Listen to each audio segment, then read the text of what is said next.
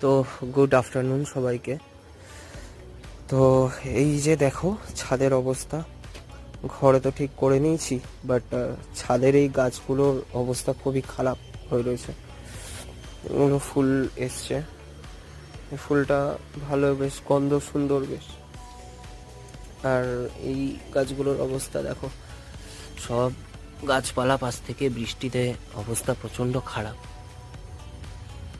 এগুলো আমার মা লাগিয়েছে, জানি না কি গাছ লাগিয়েছে, এগুলো কি পাতা এটাও জানি না, জেনে থাকলে তোমরা কমেন্ট করো অবশ্যই।